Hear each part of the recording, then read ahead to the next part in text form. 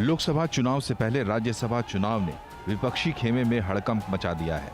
UP और हिमाचल प्रदेश में BJP के पक्ष में हुई क्रॉस वोटिंग से विपक्षी पार्टियों के विधायकों का असंतोष सामने आ गया है। हिमाचल में फिलहाल कांग्रेस की सुक्खू सरकार गिरते गिरते बच गई है, लेकिन खेल अभी खत्म नहीं हुआ है। हिमाचल में कांग्रेस के 6 और 3 निर्दलीय विधायकों ने बीजेपी उम्मीदवार हर्ष महाजन के पक्ष में वोटिंग की, जिसकी वजह से कांग्रेस के अभिषेक मनु सिंघवी और हर्ष महाजन के बीच टाई हो गया। लेकिन लॉटरी के जरिए निकले परिणाम में हर्ष महाजन की जीत हुई। इसी के साथ सुक्खू सरकार पर भी संकट गहरा गया। 6 बागी विधायकों के अलावा कांग्रेस के 20 और विधायक भी सीएम सुक्खू से नाराज बताए जा रहे हैं। पूर्व मुख्यमंत्री वीरभद्र सिंह के बेटे विक्रमादित्य सिंह ने सुक्खू पर विधायकों के अपमान का आरोप लगाते हुए मंत्री पद से इस्तीफा दे दिया है। जो विधायकों के साथ कहीं ना कहीं अनदेखी हुई है, कहीं ना कहीं जो विधायकों की आवाज को दबाने की कोशिश की गई है, आज उसका परिणाम है कि हम इस कगार के ऊपर जो है वो खड़े हुए हैं। बागी विधायकों की वजह से सुक्खू सरकार अल्पमत में आ गई है। इसे लेकर बीजेपी में भी हलचल बढ़ गई। बीजेपी नेता जयराम ठाकुर ने कुछ विधायकों के साथ गवर्नर से मुलाकात की और उन्हें ताजा हालात से अवगत कराया। लेकिन विधानसभा की कार्यवाही शुरू हुई तो स्पीकर ने जयराम ठाकुर समेत बीजेपी के 15 विधायकों को निष्कासित कर दिया।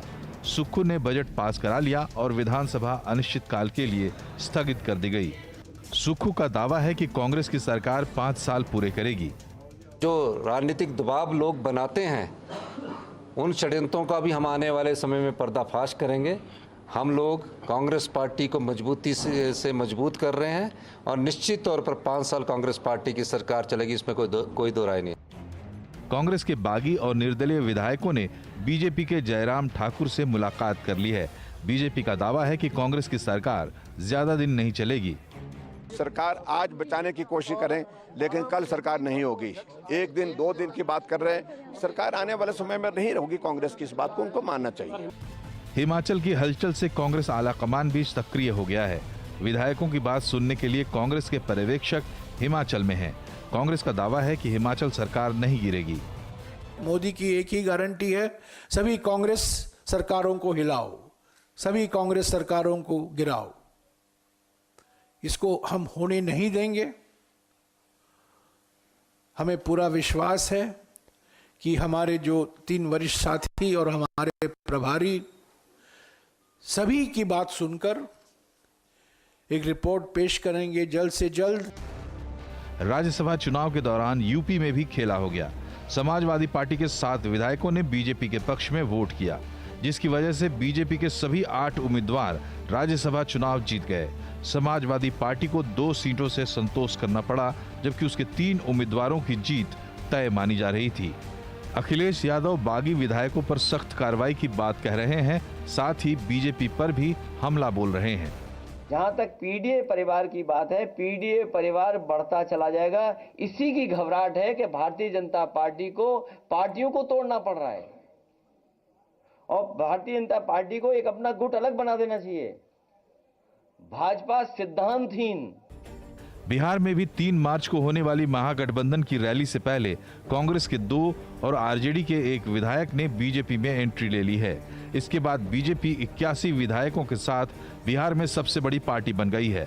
सवाल यह है कि विपक्षी पार्टियों के नेताओं में बीजेपी ज्वाइन करने की भगदड़ क्यों मची हुई है?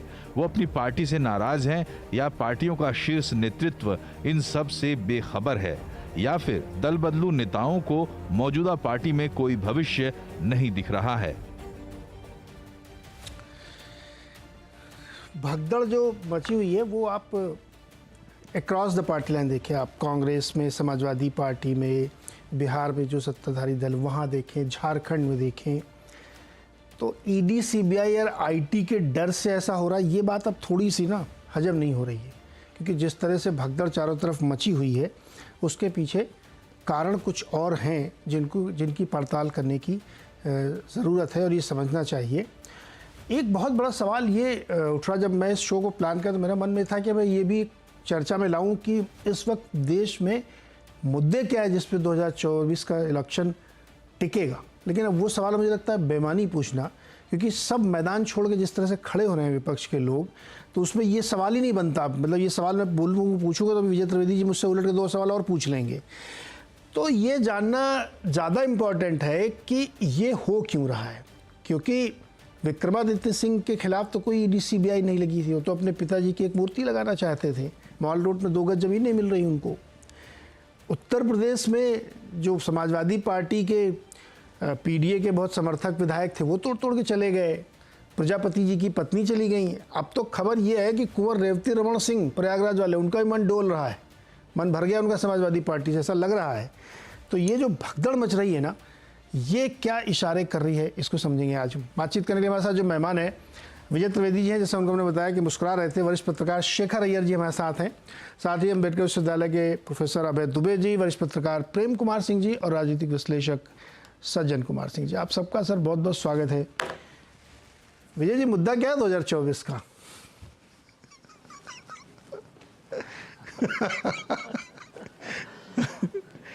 मतलब ये औपचारिकता हम पूरा ही करना चाहते हैं कि क्या मुद्दा होगा इस चुनाव में। अब मैं जिस तरह की भगदड़ देख रहा हूँ, मतलब on a serious note sir, ये भगदड़ क्यों मची हुई है, कि किस बात के लिए भगदड़ मची? भगदड़ का जैसे आपने आपने जो स्टोरी की है उसी में आखिर में आपने कहा कि क्या भगदड़ राजनीतिक दलों के जो नेता है उनको अपने भविष्य की चिंता को लेकर है, कि जो उनकी पार्टियां हैं क्या उनमें उनका भविष्य नहीं बचा है। असंतोष तो देखिए एक ऐसा बहाना है कि वो हर जगह रहता है। असंतोष ऐसा नहीं है कि कहीं नहीं होगा असंतोष, केवल असंतोष की वजह से नहीं कोई पार्टी छोड़कर जा रहा है। एक ये होता है कि राजनीतिक भविष्य नहीं है, या जिनको बहुत कुछ मिलना चाहिए वो नहीं मिल रहा, ये सब चीज है। क्योंकि आपने जितने उदाहरण बताए, झारखंड है, समाजवादी पार्टी के एमएलए, अब क्या उन सब के पीछे ईडी सीबीआई है, या यहाँ पर जो ज्योतिरादित्य सिंधिया हैं हिमाचल प्रदेश में, क्या कहते हैं विक्रमादित्य सिंह, हिमाचल में उनका नाम विक्रमादित्य सिंह। हाँ, वो हिमाचल के ज्योतिरादित्य सिंधिया हो सकते हैं ना। तो अब वो होंगे कि नहीं होंगे, है ना। तो वो किस लिए जा रहे हैं? क्या उनके खिलाफ ईडी सीबीआई की बात है, या पिताजी की मूर्ति की बात भी सिर्फ है? ये तो उस दिन तय हो गया था ना उनकी नाराजगी। तो जिस दिन सुक्खू साहब को मुख्यमंत्री बनाया गया था और उनकी माताजी और पार्टी की प्रदेश अध्यक्ष ने उसी समय नाराजगी जाहिर कर दी थी। तो ये सब बातें करना कि आज अब क्या होगा क्या नहीं होगा। और अब तो मुझे लग रहा है कि यदि आप ये कहें औपचारिक तौर पर कि भाई मोदी मुद्दा है, तो मोदी में मुद्दा नहीं बचे ना, क्योंकि मोदी मुद्दा तो तब होते जब इंडिया गठबंधन पूरी एक ताकत के साथ एकजुट होकर लड़ाई लड़ने के लिए खड़ा होता। अब तो वहां सब धीरे धीरे छोड़ रहे हैं, और उसमें भी पार्टियों में भी अलग अलग लोग छोड़ रहे हैं। तो क्या मोदी के खिलाफ ये पूरा चुनाव होगा? ये लड़ाई भी अब कमजोर होती दिख रही है मुझे, कि मोदी को मुद्दा बना के इस मोदी सरकार को हटाना है। ये मुद्दा इंडिया गठबंधन का हो सकता है कि नहीं हो सकता? अब तो पहले उनको पहले इंडिया गठबंधन को संभालना था, वहां तक भी बात ठीक थी। अब तो अपनी अपनी पार्टियों को, अपने अपने घरों को संभालना है। हिमाचल प्रदेश जो है हिंदुस्तान की राज्यसभा इतिहास का एक ऐसा उदाहरण कह सकते हैं जिसमें पार्टी के पास जरूरत से भी 5 ज्यादा विधायक हों और उसके बाद उनका कैंडिडेट हार जाए। और मुझे हैरानी इसलिए हो रही है क्योंकि मुझे लगा था जिस दिन हर्ष महाजन भारतीय जनता पार्टी ने अपने उम्मीदवार बनाए थे, उसी दिन तय हो गया था कि ये क्रॉस वोटिंग के बिना चुनाव नहीं जीता जा सकता। और क्रॉस वोटिंग कहाँ होनी है? कांग्रेस में होनी है। तो क्या पार्टी को ये नहीं पता था कि क्रॉस वोटिंग हो सकती है? क्या उनके जो एमएलए हैं उनको फ्लॉक में एक साथ रखा जा सकता है कि नहीं रखा जा सकता? और मुझे लगता है ऐसा नहीं है कि कांग्रेस को पता नहीं हो। शायद इसी वजह से मुख्यमंत्री सुक्खू साहब ने सोनिया जी को वहां से चुनाव लड़ने की सलाह दी थी, ताकि उन्हें लगता था कि इससे कांग्रेस के जो विधायक हैं वो एकजुट रहे। और शायद यही वजह थी, मैं शायद कह रहा हूं क्योंकि मैं ऐसा समझता हूं कि शायद यही वजह थी कि सोनिया गांधी जी ने हिमाचल की बजाय राजस्थान से चुनाव लड़ने का फैसला किया, जबकि हिमाचल में सरकार थी, राजस्थान में सरकार नहीं थी। कांग्रेस की विधायक दोनों जगह उनके पास बहुमत में थे, यहाँ तो 5 विधायक एक्स्ट्रा थे। तो इसका मतलब कांग्रेस को भी ये पता था कि क्रॉस वोटिंग हो सकती है और जो नाराजगी है वो दिखाई दे रही। तो उस नाराजगी का इलाज क्यों नहीं किया गया? लेकिन ये पहला इलाका तो है नहीं, पहला राज्य तो है नहीं। राजस्थान में भी कांग्रेस 5 साल तक इस नाराजगी को सचिन पायलट के बहाने से चलाती रही। मध्य प्रदेश का आपने ज्योतिरादित्य सिंधिया वर्सेस कमलनाथ का देखा ही है कि वहां क्या हुआ क्या नहीं हुआ। तो लीडरशिप फेल्योर के तौर पर ये देख रहा हूं। इवन अखिलेश जी ने भी जिस तरह से इस पूरे मामले को डील किया, मुझे नहीं लगता कि क्या वो कोई मिलीभगत थी, या वो संजय सेठ उनके पुराने मित्र, उनके पुराने सांसद भी रहे हैं, उनको जिताना ही चाहते थे। या पार्टी में जिस तरह से भगदड़ हुई है, 7 एमएलए वहां से चले गए हैं, तो ये लीडरशिप पर भी सवाल हो रहा है कि क्या वो लीडरशिप लड़ाई लड़ने को तैयार है, अपने घर को एकजुट रखने को तैयार है। जी शेखर सर, ये लीडरशिप पे ही क्वेश्चन आके होता है कि अगर सुक्खू जी को ये मालूम था कि संतोष है और यहाँ से सोनिया जी को नहीं लड़ाना चाहिए, और 43 और 25 वाला भी अगर फाइट में आ रहा और जीत रहा है, तो ये बहुत चिंता की बात है। ये सिर्फ समाजवादी कांग्रेस की नहीं, समाजवादी में देखिए उनको भी मालूम था। अब वो रफू कर रहे हैं कि हमको पता था कि अब पीडीए में कौन रहेगा, कौन नहीं रहेगा, कौन करेगा, ये सब बाद वाली बातें होती हैं ना, लीपापोती से हिंदी में कहते हैं, वो कर रहे हैं। आपको मालूम था तो आपने क्या डैमेज कंट्रोल किया, क्या आपने तैयारी की, कैसे आप इसको रोकते। झारखंड में नेता छोड़ रहे हैं, बिहार में नेता छोड़ के जा रहे हैं, तो ये कहानी बहुत डिफरेंट होती जा रही है। क्या ये सीरियस चैलेंज है कि लीडरशिप पे है? अब इसमें बहाने तरह तरह के लोग दे रहे हैं कि वो डराओ दबाओ। अब क्या दबाओ भाई, हिमाचल प्रदेश में आपकी सरकार थी, वहाँ आपकी पुलिस है, उसके बावजूद आपके विधायक आपके कंट्रोल में नहीं है। तो इसका मतलब है कि अंदर अंदर भी बहुत कुछ सुलग रहा है। अभी भूकंप के बाद जो डैमेज, अभी राज्यसभा चुनाव में भूकंप की तरह देखता हूँ, ये भूकंप आया था 30 सेकंड का, अब इसके बाद पता नहीं कहाँ कहाँ के और क्या क्या चीज़ें आपको डैमेज कंट्रोल करना पड़ेगा, दिखेगा। शेखर सर, क्या हो रहा है ये? बिल्कुल सही कह रहे हैं, भूकंप ही है ये। और इसका मूल कारण मैं बता रहा हूँ आपको, कांग्रेस के जो नेतृत्व, जो समाजवादी भी पार्टी पे, वो भी कांग्रेस नेतृत्व से जुड़ा हुआ कहीं ना कहीं। जिस तरह पिछले 1 साल में या 1.5 साल में मल्लिकार्जुन खड़गे बन गए कांग्रेस अध्यक्ष, उसके बाद भी जो command control authority Rahul Gandhi के पास ही, और जिस तरह उन्होंने इस पार्टी को मैनेज किया इनडायरेक्टली थ्रू मल्लिकार्जुन खड़गे, जिसके वजह से उनको लग रहा है कि भाई हिमाचल में चुनाव हुआ था, आपने सुक्खू को चूज किया तो थोड़ा बैलेंस ही कर देते, 2 फैक्शन था ही।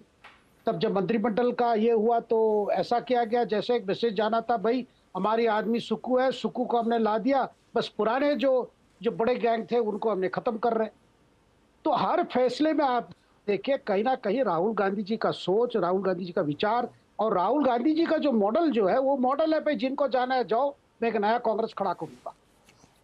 अब वही देखिए, अब अभी आप बता रहे थे समाजवादी पे 7 लोग चले गए, उसके जवाब में अखिलेश जी का कह रहा था भाई मैं लॉयल्टी लेस लगा रहा था, वैसे हमें जीतना नहीं था, कौन हमारे साथ है कौन जा रहे।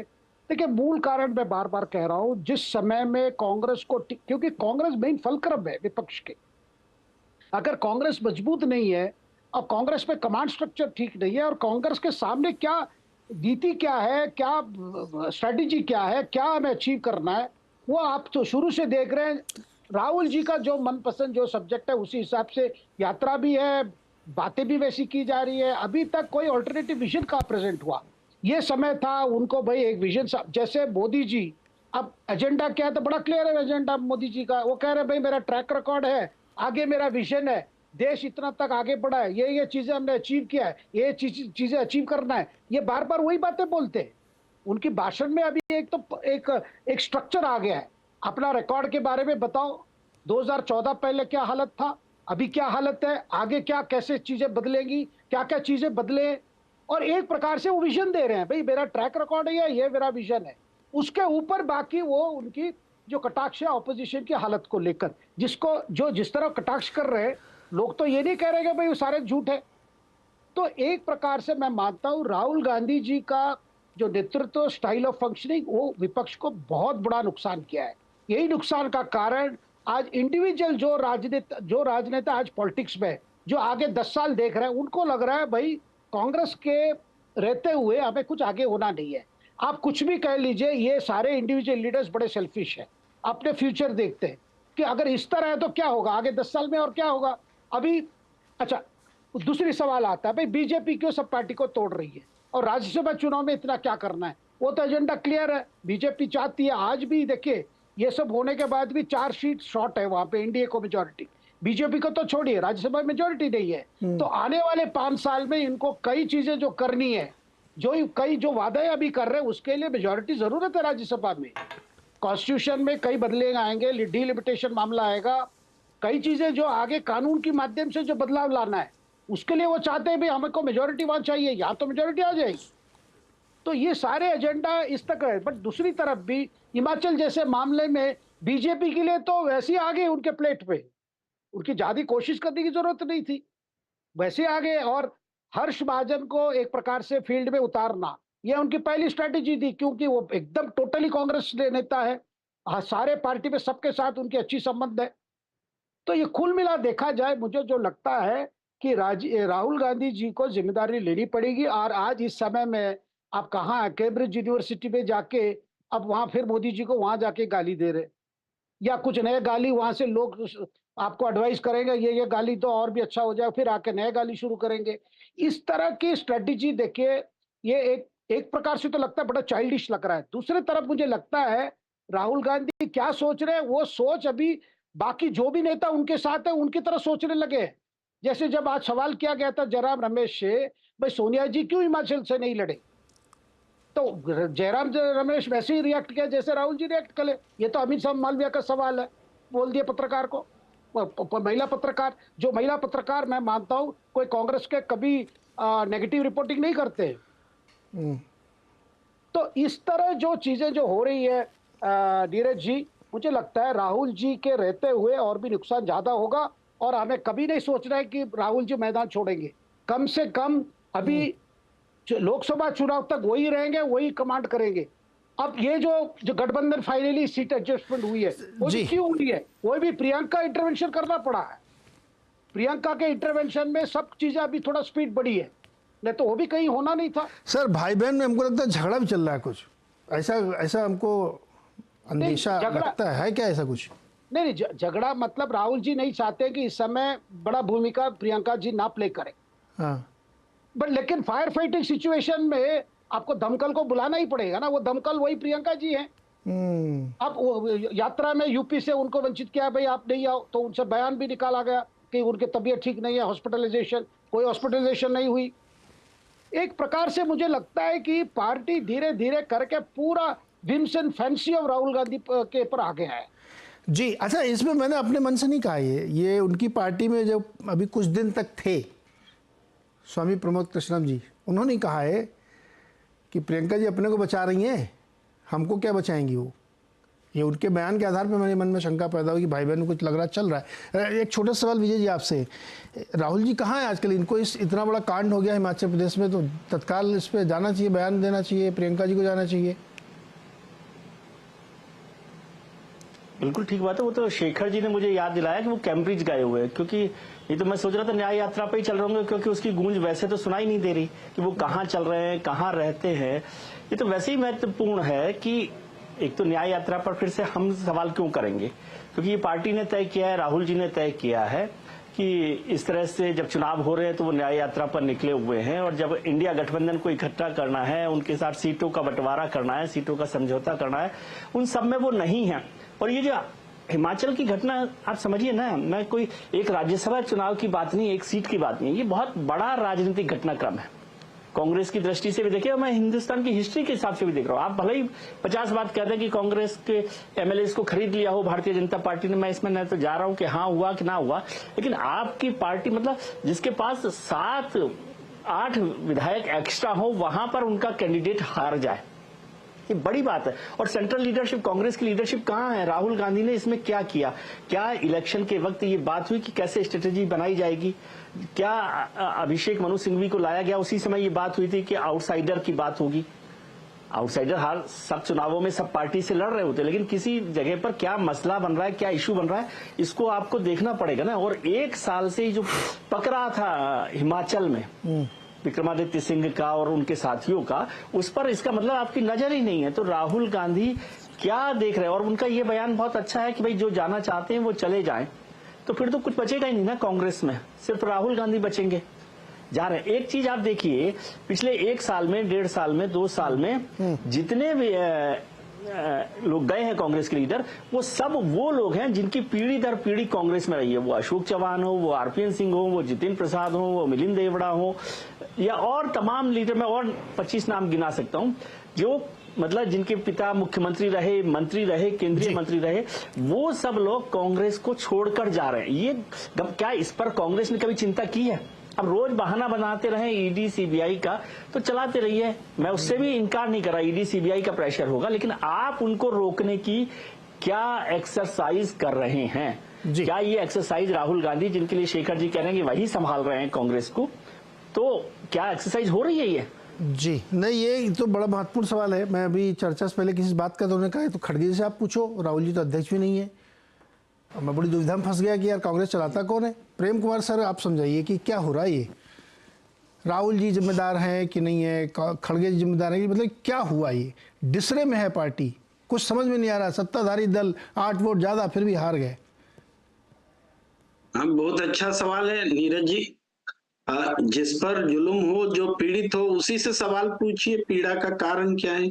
जो जुल्म करे, जो पोच करे, उससे कोई सवाल ही ना हो। अरे पूरी आप नजर लगाइए। आपने बहुत आसानी से कह दिया कि इस बार तो ईडी सीबीआई ये सब कहने की कोई आवश्यकता ही नहीं है। अरे जहां जहां राहुल गांधी की यात्रा पहुंचती है वहां कहीं नीतीश कांड होता है, कहीं हेमंत कांड होता है, कहीं जयंत कांड होता है, और अब अगला पड़ाव तो हिमाचल ही था राजस्थान के बाद। तो ये इस मौके को इस्तेमाल किया गया। लेकिन नहीं तो वीरभद्र जी के लड़के के ऊपर कौन सा दबाव था कि उसने जो प्रेस कॉन्फ्रेंस में कहा है कि बल्कि रुआसे हो गए, एकदम आंखों में आंसू आ गए कि मेरे पिताजी के लिए एक मॉल रोड पे 2 गज जमीन नहीं दे पा रहे हैं।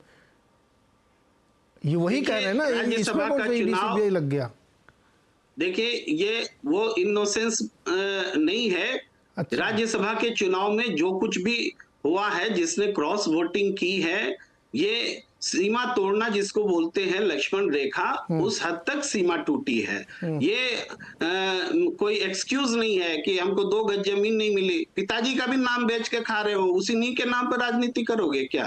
कि 2 गज की जमीन नहीं मिली, इस नाम पर आप पार्टी के खिलाफ में पार्टी की सरकार गिराने की नौबत तक चले जाएंगे क्या? तो इसके पीछे वो व्यक्ति नहीं है, इसके पीछे वो लोग हैं जो लगातार लगे हुए हैं इंडिया गठबंधन को तोड़ने में और तमाम चीजें। आप देखिए ना, सुक्खू सरकार जब से आई, भाई अडानी का जो भी वहां स्टेक है, सुक्खू सरकार अगेंस्ट में रही। आईटी के छापे भी पड़े वहां उनसे जुड़े हुए संस्थानों पर, उसके बाद से ही वो खटकते रहे कैसे सुक्खू सरकार को डिस्टेबल किया जाए। क्या हिमाचल प्रदेश के बीजेपी नेताओं में अपनी कुव्वत है कि वो सुक्खू सरकार को गिरानी चलेगी? ये ऊपर से निर्देशित है, पूरा इसका तय है। कहां से? ग्रामर तय है, प्रेम सर, मैं आपसे बात करना, मेरे को ये स्वीपिंग कमेंट है। कहां से ऊपर से आदेश है? आप अपनी पार्टी, आप सत्ताधारी दल है ना। अखिलेश तो चलो एक बार दे सकते हैं लॉजिक कि साहब हमारी सरकार नहीं है, योगी जी ने हमको डंडा मार के करवा दिया, ऐसा हमारे विधायकों को डरा दिया। उधर कौन डरा रहा था हिमाचल में? अगर लालची विधायक है जिसको आप कह रहे हैं कि वो बहाना बना रहा है, पिताजी को बेच खाया आपके शब्दों में, तो इसमें बीजेपी को क्या लेने देना, ईडी क्या लेने देना? आप अपने विधायकों को संभालिए ना। ये सवाल देखिए आप कर रहे हैं, लेकिन इसका एक दूसरा पहलू नहीं देखना चाह रहे हैं। वो ये पहलू है कि असंतोष को, यानी आपदा को अवसर में बदलना भारतीय जनता पार्टी की सियासत रही है। जहां असंतोष होगा वहीं पर तो ये सारी चीजें होंगी। तो असंतोष में उन्होंने रोटी सेकने का प्रयास किया है, तो उसको आप बिल्कुल बरी कर दे रे हैं, और जो असंतोष है उसको राजनीतिक दल भजन करने आए हैं क्या यहाँ पे? प्रेम जी, आप तो मतलब अब ऐसी जगह बहस ले जा रहे हो। मैं 100 बातें आपकी मानता था, हमेशा शो में आप लोग आरोप लगाते हैं, इसमें तो मत लगाइए ना। कर्नाटक में जो हुआ, उधर कौन सी ईडी का दबाव था? उधर तो भाजपा वालों ने क्रॉस वोटिंग कर दी। आप बताइए, उधर कौन सी ईडी दबा रही थी? नहीं तो आप जब सब जगह ईडी का ये केस लगा करके एक ही फैक्टर लगाएंगे क्या? ये तो चित्र मेरी कर्नाटक में कौन सी ईडी का दबाव था कि भाजपा मैंने पहले सिम्टम्स बता दिया, मैंने पहले सिम्टम्स बताया। जहां जहां राहुल गांधी की यात्रा पहुंचेगी वहां वहां ये कांड हो रहा है। क्यों? वो लोकल फैक्टर ये रहे, कहीं कुछ और कारण रहे, कुछ भी रहे, जब इतने बड़े संसाधनों के साथ बड़े पैमाने पर खरीद फरोख्त हो रही, सबसे पहले ये सोचिए ना कि 25 के मुकाबले आप 43 को हराने चले। सबसे बड़ी साजिश तो यही है। तो सबसे बड़ा ये तो सुक्खू जी को सोचना चाहिए ना सर। 25 की ताकत से आप 43 को हराएंगे। ये हिमाचल प्रदेश का लीडरशिप तय नहीं कर रहा है। पर्चा भर रहा है और सुक्खू जी सो रहे थे, उनको नहीं पता था क्या? सोने जागने का ये कुल्ला खरीद फरोख्त का मामला चल रहा है, तो रोकता क्यों नहीं? कौन रोकेगा? कैसे नहीं मैनेज किया? आपके विधायक टूट रहे हैं ना सर। मैं आपको बता रहा हूँ, जाग रहे थे तभी आज सरकार है। जाग रहे थे तभी आज सरकार है। वो एक वोट की जो कमी रह गई ना, जो बराबर हो गया इक्वल, वो एक वोट नहीं खरीद पाए, इसलिए सरकार बच गई और वो टॉस में जीत गए। ठीक, कोशिश उन्होंने पूरी की, लेकिन ऐसा नहीं है कि सब सो रहे थे। अगर सो रहे होते तो आज सरकार जा चुकी होती। मतलब दोष सिर्फ भाजपा का है ना? बिल्कुल। अभय दुबे जी, भाजपा दोष है, उसने सब तोड़फोड़ की, बाकी सब एकदम आदर्शवादी सच्चरित संत टाइप के विधायक हैं जिनके अंदर कोई लालच नहीं, वो सब यहाँ वीतरागी बन के जनसेवा में दिन रात लगे रहते हैं, शाम को शायद लंगर में खाना खाते होंगे। यही कर रहे हैं सारे विधायक जो टूट रहे हैं, और भाजपा भजन मंडली चला रही है राजनीति की बजाय। ये कहना चाहते हैं आप लोग? नीरज जी, मैं और मेरे ख्याल से यहाँ बैठे हुए सभी लोग ये मानेंगे कि राजनीति में नैतिकता, आदर्श और विचारधारा, इन सब का बहुत महत्व होता है और होना भी चाहिए। बिना इसके राजनीति पूरी तरीके से खोखली हो जाएगी। लेकिन इसके साथ साथ इस सिक्के का एक दूसरा भी पहलू है जो बिल्कुल अनिवार्य पहलू है। वो पहलू रणनीति से ताल्लुक रखता है, वो पहलू आपके अपने सचेत होने से ताल्लुक रखता है, वो पहलू आपके पास जो भी राजनीतिक शक्ति है उसको सहेज कर बचा कर रखने से ताल्लुक रखता है। अगर आप इस दूसरे पहलू को भूल जाएंगे और इस दूसरे पहलू को भूलने के जवाब में कि जब उस पर सवाल पूछा जाएगा तब आप पहले पहलू का जिक्र करेंगे, तो फिर वो उचित नहीं होगा। मतलब वो आप इस तरह करके या तो अपने आप को मुगालते में रख रहे हैं या अपने समर्थकों को मुगालते में रख रहे हैं। दरअसल मुगालते में किसी को नहीं रख सकते आप। सब लोग साफ तौर पर देख रहे हैं कि जो विपक्षी हैं जब वो सत्ता में होते हैं तब भी भारतीय जनता पार्टी के मुकाबले शतरंज की बाजी हार जाते हैं, जब वो विपक्ष में होते हैं तब भी शतरंज की बाजी हार जाते हैं। मसलन आप उत्तर प्रदेश में समाजवादी पार्टी को देख लीजिए, वो विपक्ष में है, और हिमाचल प्रदेश में आप कांग्रेस को देख लीजिए, वो सत्ता पक्ष में है। इसके बावजूद भी वो कहीं भी भारतीय जनता जो राजनीति की शतरंज लगातार चलती रहती है, वो कभी रुकती नहीं है। उसमें कभी कोई आराम नहीं होता है, उसके अंदर कोई लंच ब्रेक नहीं होता है, उसके अंदर वो लगातार चलती रहती है। जो लोग लंच ब्रेक पे चले जाते हैं उनको निराशा हाथ में लगती है। देखिए, ये तो सब पहले से सबको पता था कि भाई 56 सीटों पे चुनाव होना है, और जब दिखाई पड़ा कि नहीं 59 उम्मीदवार खड़े होने हैं, तो तय था और भाजपा ने घोषित कर दिया था वो किन किन को उम्मीदवार खड़ा कर रहे हैं। जो उम्मीदवार हैं सबको पता था कि भाई इनकी जड़ें कहाँ हैं। जो उत्तर प्रदेश के मुख्य उम्मीदवार थे भाजपा के, उनकी जड़ें समाजवादी पार्टी में थी। जो हिमाचल प्रदेश के उम्मीदवार थे उनकी जड़ें कांग्रेस में थी। तो वो तो भाजपा और उनके बीच में जो सौदा था वो सीधा था कि आपको वहां से वोट कुछ लाने पड़ेंगे, कुछ वोट हम आपको देंगे और कुछ वोट आप अपने संसाधनों से जमा कीजिए। तो इस तरीके से होगा। विपक्ष को पता था कि ये खेल खेला जाने वाला है।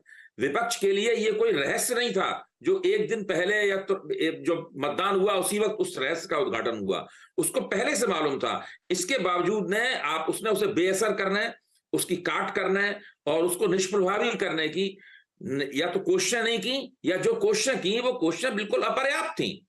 तो अब फटे हुए दूध पर होने से क्या फायदा है। इस घटना ने हुआ यह है कि जो लोकसभा में जो गैर भाजपा विपक्ष की जो उम्मीदें थी उनको और भी ठेस लगाई है, उनको उनका मनोबल और भी गिरा है। और इसकी जिम्मेदारी भारतीय जनता पार्टी की जो है वो तो हम लोग हमेशा कहते ही रहते हैं, लेकिन विपक्ष की जो जिम्मेदारी है, जो गैर भाजपा पार्टियों की जिम्मेदारी है, उस जिम्मेदारी को स्वीकार करना चाहिए। अगर आप स्वीकार ही नहीं करेंगे तो आप समस्या का सामना करने से चूक जाएंगे। तो मतलब स्ट्रेटेजिक प्रॉब्लम है, क्योंकि देखिए वही कर्नाटक में उल्टा हुआ है।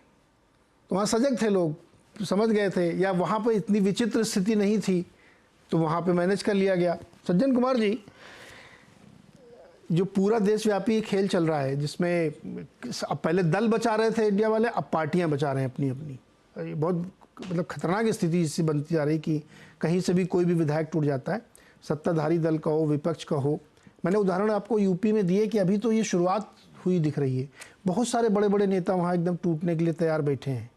और ये जो सीटें जीती हैं ना 8, ये सिर्फ आप राज्यसभा मत मानिए, यूपी की कम से कम 8 से 10 लोकसभा सीटें मैनेज करी बीजेपी ने। या तो वहाँ और मजबूती हासिल कर ली है, या जहाँ पे वो हारे थे, जैसे रितेश पांडे को मैनेज कर लिया उन्होंने, अंबेडकर नगर है ना, श्रावस्ती, प्रयागराज, बताया कि कुंवर अमर सिंह जो है एकदम तैयार बैठे हैं, जूता उता पहने, कब बुलावा आजा चल दें। तो ये जो प्लानिंग लेवल पे अब राहुल जी का मैंने पूछा भी तो पता लगा वो कैम्ब्रिज गए हुए हैं।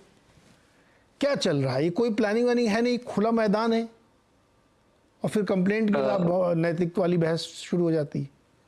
नहीं, देखिए नीरज जी, इसमें जैसा अभी अभय सर ने भी कहा, अकर्मण्यता का कोई औचित्य नहीं होता। आप कुछ भी किसी तरीके से उसको जस्टिफाई करने की कोशिश करें, और ये अपोजिशन के साथ है। लेकिन जो आपका ये इसको और गहराई से देखें कि 2024 में बीजेपी का खेल क्या है, तो मुझे लगता है खेल से आगे की चीज।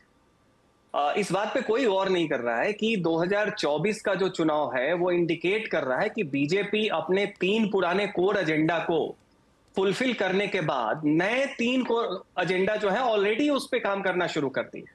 अब देखिए, जो सीएए का मुद्दा है उसमें सीधी सी बात है कि माइनॉरिटी और अल्पसंख्यक समुदाय का जो विमर्श है, बीजेपी ने उसको इंडिया से आगे बढ़ा के साउथ एशिया में ला दिया है कि भारत के बाहर साउथ एशिया में जो भी अल्पसंख्यक हैं उसको लेके भारत चिंता करता है, और ये इसका एक बहुत बड़ा कदम है।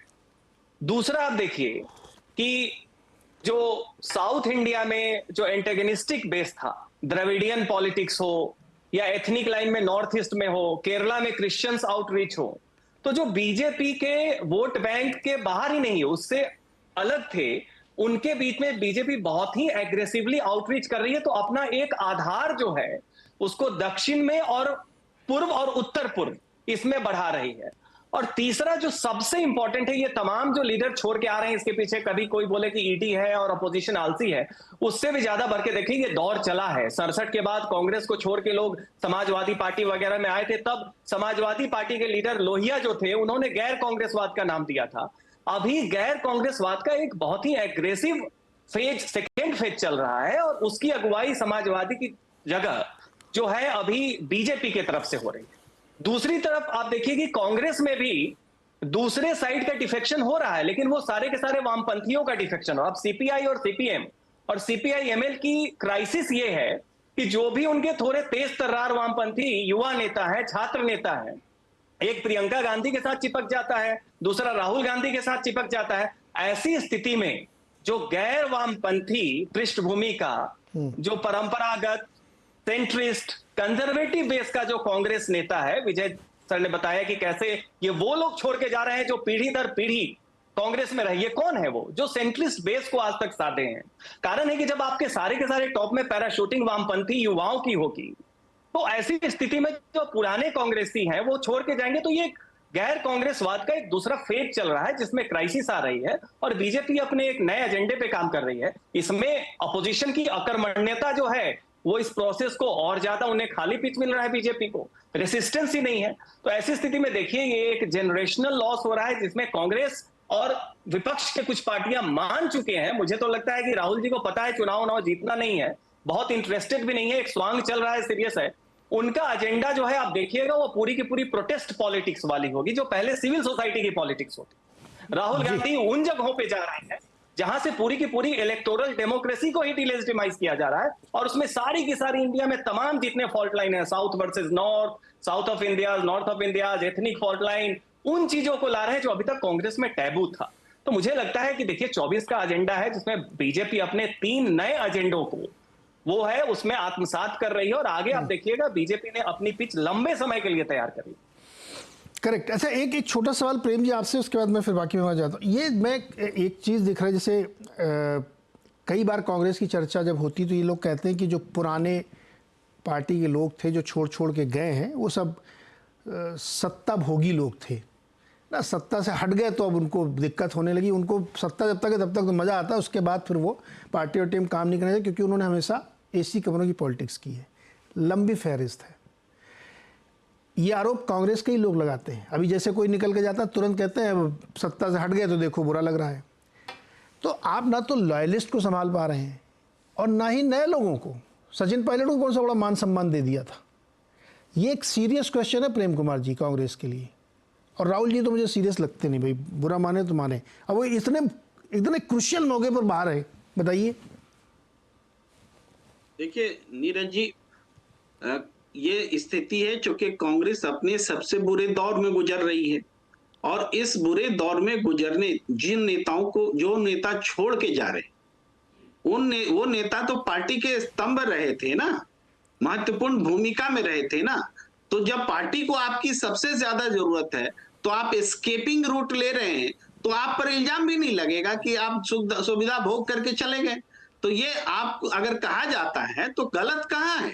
आप पार्टी को सबसे ज्यादा जरूरत जब है उस वक्त आप छोड़ करके दूसरे सत्ताधारी दल के साथ चिपक जा रहे हैं, तो ये आपके पूरे लाइफ टाइम का जो किया हुआ काम है उसके विरोध में है, पार्टी के विरोध में है ही, ऑब्वियसली है।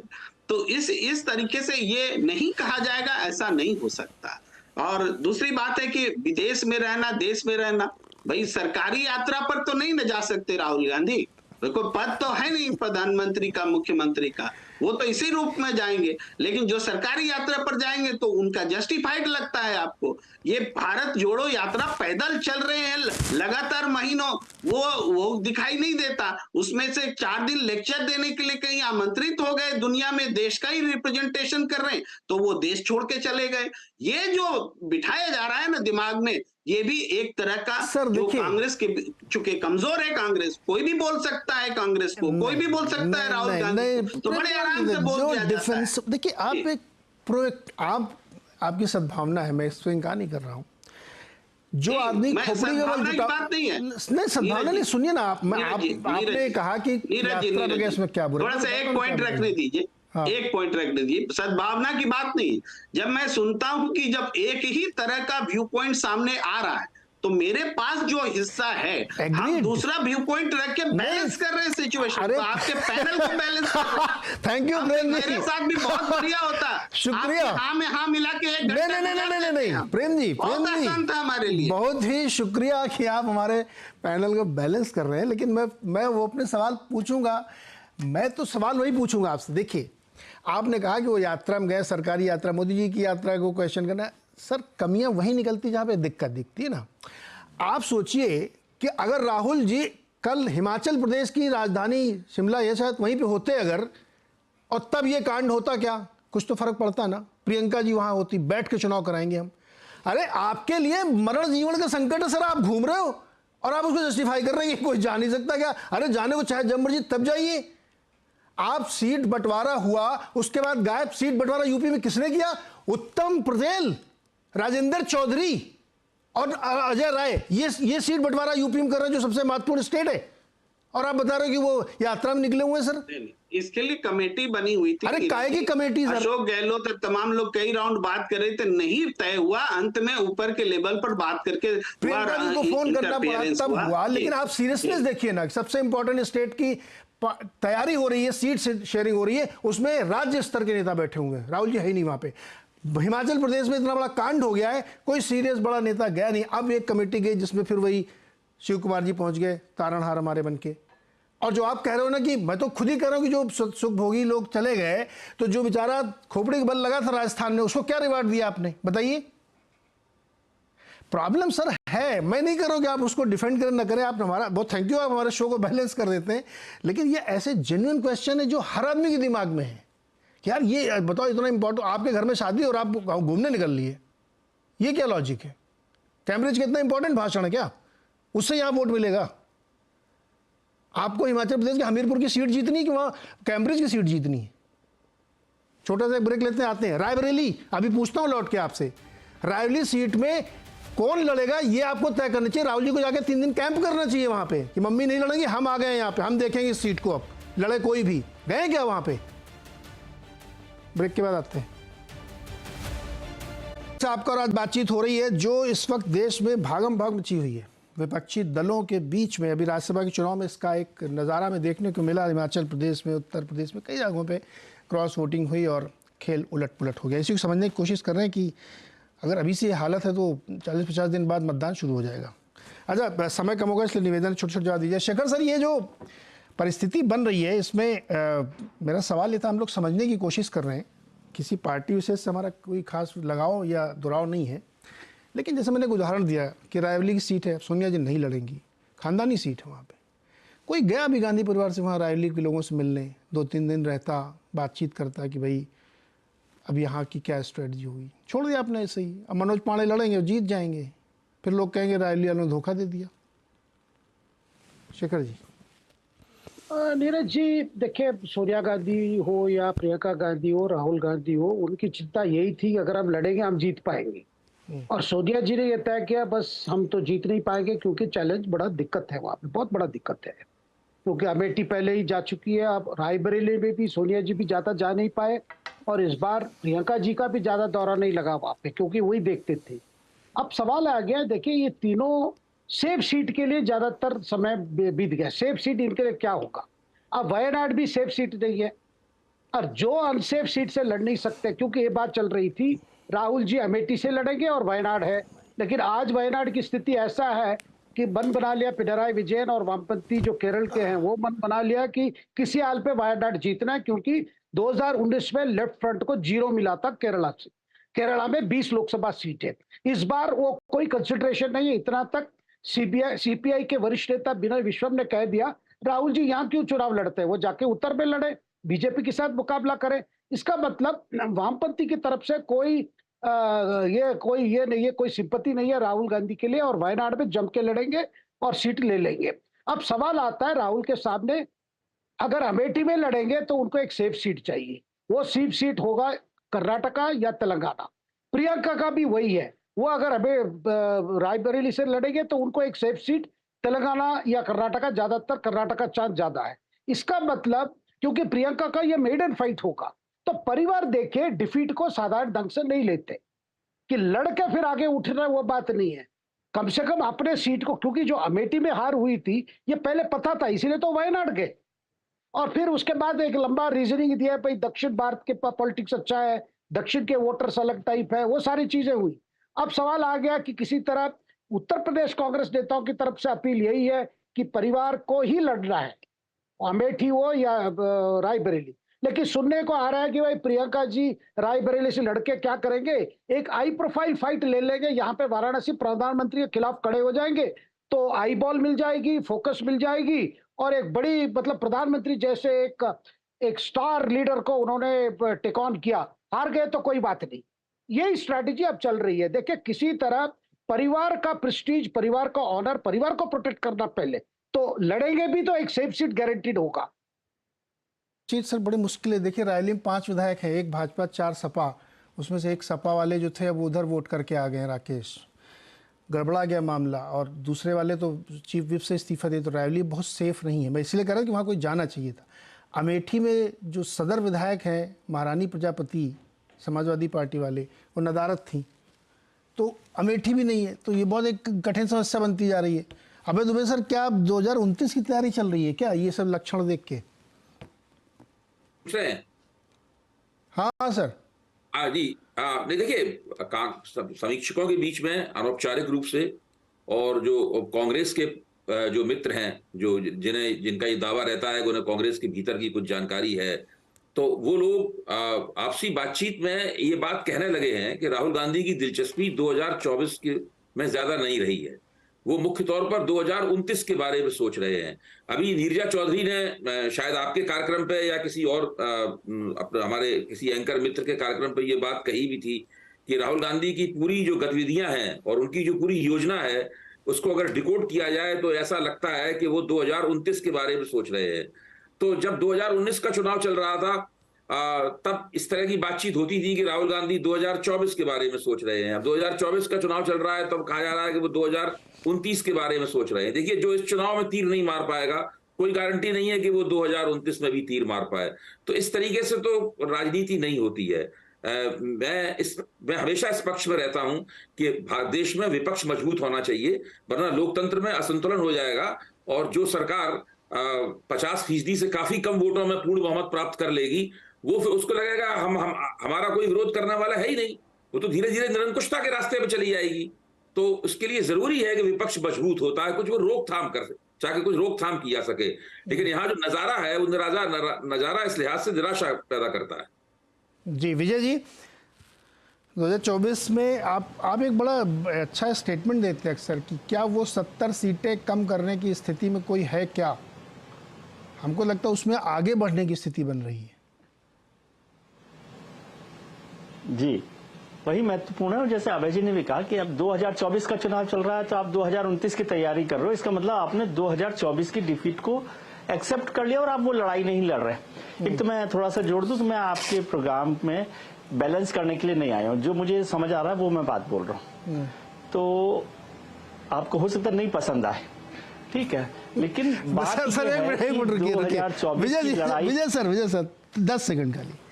मैं अपने शो में हमेशा सबसे रिक्वेस्ट करता हूं, आप सब लोग मित्र हैं इसलिए मैं बहुत बार जन पार्टी नहीं बुलाता हूं, जो ग्राउंड पे दिख रहा है ना सिर्फ मुझे वो सुनना है, वो किसके फेवर में है किसके अगेंस्ट में, इससे मेरी कोई दिलचस्पी नहीं सर। वैल्यू जजमेंट के लिए भी यहाँ नहीं बैठे हुए हैं कि हमको क्या अच्छा लगता है इसलिए मैं वो बोलूंगा। ग्राउंड पे जो मुझे दिख रहा है, मैंने आपको रायबरेली अमेठी की स्थिति बता दी कि आज की तारीख में दोनों सीट कांग्रेस हार जाएगी। अब किसी को बुरा लग रहा तो लगे, मैं क्या करूं, जो दिख रहा है मैं बोल रहा हूं। जी अब बताइए सर।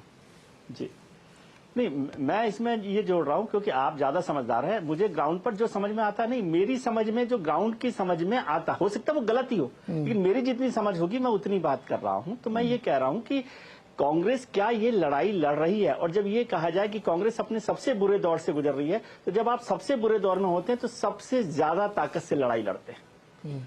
क्या ये सबसे ज्यादा ताकत से लड़ाई लड़ी जा रही है? 2024 के चुनाव की बात, इंडिया गठबंधन, वायनाड की सीट का जिक्र किया गया, तो वायनाड लेफ्ट पार्टी के साथ आप इंडिया गठबंधन में और आप अपनी सीट, अक्सर गठबंधन में होता है कि भाई कम से कम बड़े नेताओं की सीट तो छोड़ दें, लेफ्ट पार्टी वायनाड की सीट छोड़ने को तैयार नहीं है। तो किस तरह का आप अरेंजमेंट करना चाहते हैं? रायबरेली अमेठी सीट का आपको पता नहीं है कि किस तरह से होगा। मनोज पांडे जिसको रोक सकते थे वो वहां पर नहीं है, तो एक और बड़ा मतलब प्रतियोगिता कंपटीशन वहां पर दिखाई दे रहा है। तो तमाम जगहों पर वही बात हो रही है। सचिन पायलट का आप बार बार नाम लेते हैं, सचिन पायलट को राजस्थान में जहां पर वो लड़ाई को लड़ सकते थे वहां आपने उनको छत्तीसगढ़ में भेज दिया है, ठीक है। और ये राज्यसभा चुनावों में ईडी सीबीआई के लिए एक चीज छोटी सी जोड़ देता हूं मैं सर, कि पिछले, मैं राज्यसभा पर बहुत काम, पार्लियामेंट्री पॉलिटिक्स को देखता हूं, 25 से ज्यादा चुनावों को मैंने स्टडी किया है। हर चुनाव में कहीं ना कहीं पर क्रॉस वोटिंग होती रही है, हर चुनाव में, और उसमें ईडी सीबीआई नहीं रही है उस वक्त में भी। कांग्रेस ने 1998 में, आप महाराष्ट्र में बैठे, महाराष्ट्र में राम प्रधान सोनिया गांधी जी के खास होते थे, होम सेक्रेटरी रहे थे, फॉर्मर होम सेक्रेटरी, वो चुनाव हार गए वहां पर, कांग्रेस का कैंडिडेट वहां पर चुनाव हार गया और जो है इंडिपेंडेंट के कैंडिडेट जीत गया। कांग्रेस के एक और नेता जो आजकल हिमाचल में बैठे हुए हैं वो भी क्रॉस वोटिंग के थ्रू और दूसरे लोगों के चुनाव मदद से राज्यसभा में पहुंचे। तो ये कोई नई बात नहीं, इसमें ईडी सीबीआई नहीं, जो व्यवस्थाएं होती हैं उन व्यवस्थाओं से वो चुनाव जीते जाते हैं। लेकिन ये चुनाव आपको 2024 की तरफ ले जा रहे हैं कि भाई आपके यहाँ इतनी भगदड़ हो गई है कि अब कोई चुनाव लड़ने के लिए तैयार स्थिति में नहीं है, कोई फाइट करने के लिए तैयार नहीं है। ये सब बातों को देखने की जरूरत है। 1984 को याद कीजिए, अटल बिहारी वाजपेयी, जब भारतीय जनता पार्टी 2 सीटों पर आ गई तो अटल बिहारी वाजपेयी खुद आगे आए और उन्होंने कहा भाई हमें इंट्रोस्पेक्ट करना है, क्या क्या कारण रहे कि हम ये चुनाव हारे, और उन्होंने अपना इस्तीफे की बात नहीं करा, लेकिन पूरी पार्टी उसमें लग गई और वो 1989 में कहां पर पहुंचे आप देख रहे हैं। तो क्या कांग्रेस की बात इसलिए कर रहे हैं क्योंकि हम उसको सबसे बड़ी विपक्षी पार्टी मानते हैं, और मैं उन 11 करोड़ वोटर की भी चिंता करता हूं जो सोचते हैं कि भाई ये पार्टी कुछ अच्छा करेगी, विपक्ष में एक मजबूत पार्टी के तौर पर आएगी। तो आप गठबंधन में नहीं है, पार्टी को कमजोर कर रहे हैं, आपकी सरकार,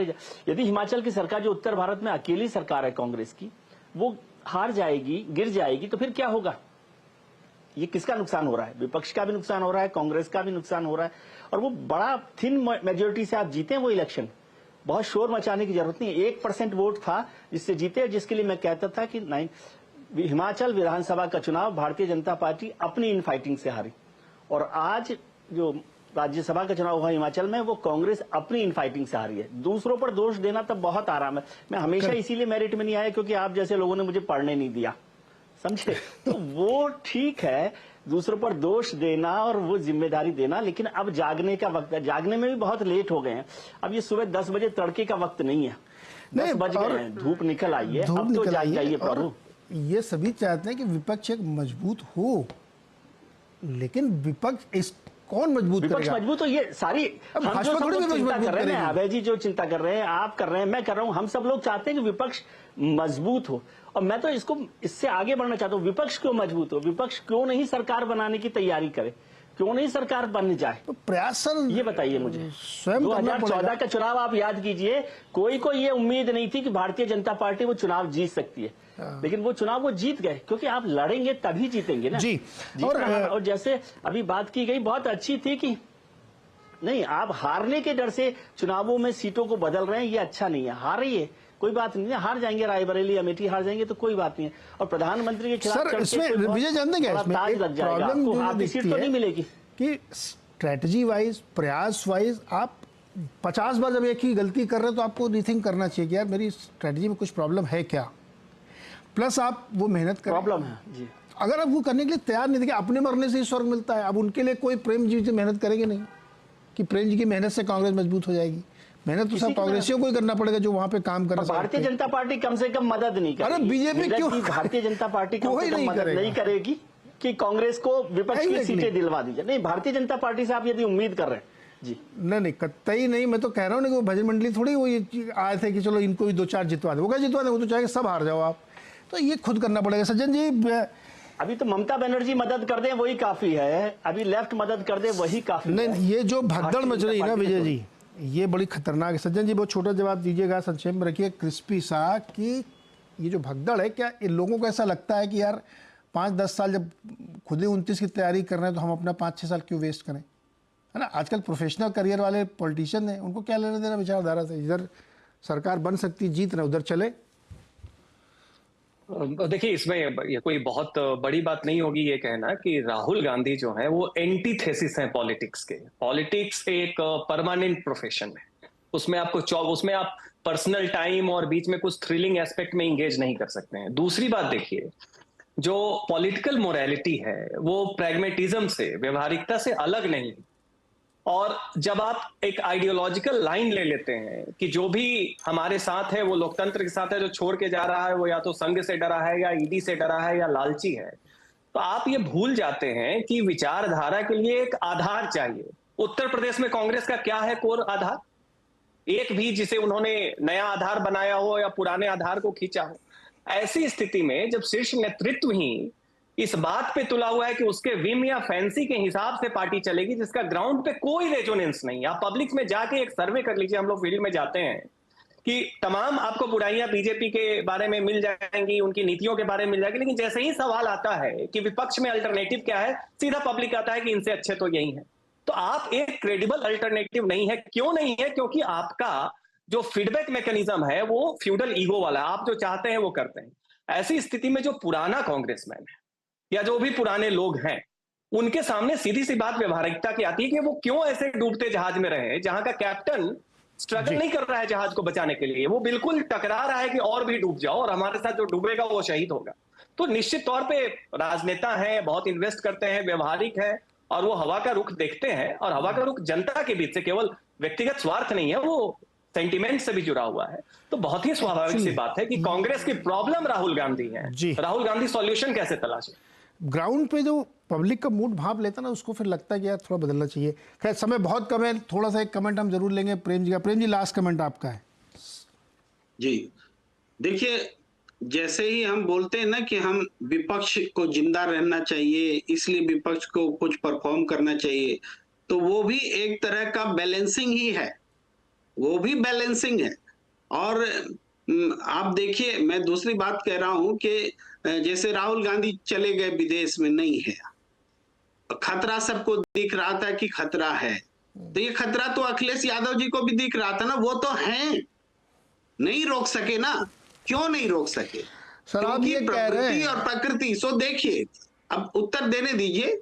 आप देखिए उत्तर प्रदेश में क्या दिखा है भाई, जो सियासत का ढर्रा समाजवादी पार्टी बीएसपी रखती है, वहां पर ऐसे समय में कोचिंग के लिए कौन अवेलेबल होता है?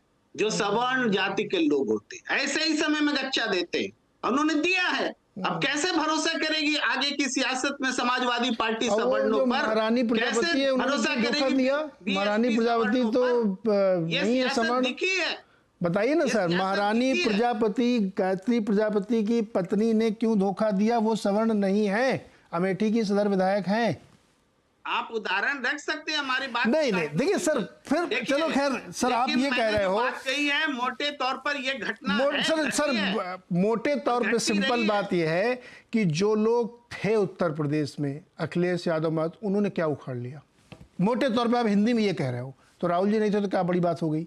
सर अगर ये अप्रोच है तो फिर 29, 34, 39 जब भाग्य से सत्ता आएगी तो करेंगे हम। आप ये कह रहे हो ना कि वो थे तो क्या कर लिया, राहुल जी नहीं थे तो क्या हो गया, ये कौन सा लॉजिक है सर? नीरज जी, मैंने पहले भी कहा कि सरकारी खर्चा पर देश दुनिया घूमे सर, यहाँ खर्चे का इशू ही नहीं है, कौन किसके खर्चे पर जा रहा है। यहाँ इशू ये है कि आपके देश में आपकी पार्टी एक चुनाव लड़ने जा रही है, उस चुनाव की तैयारी छोड़ करके ग्राउंड में चुनाव हो रहे हैं, राज्यसभा के चुनाव हो रहे हैं। चुनाव की ही तैयारी है। अरे ये कैम्ब्रिज में नहीं होगी सर, अभी एनआरआई वोटर नहीं है। प्लीज सर, बहुत बहुत शुक्रिया मेरे साथ जुड़ने के लिए। समय एकदम खत्म हो गया है, लेकिन भाई मुझे लगता है कि नहीं, प्रेम जी की गलती नहीं है इसमें, एक अप्रोच ये हो सकता है। बहुत बहुत शुक्रिया मेरे साथ जुड़ने के लिए।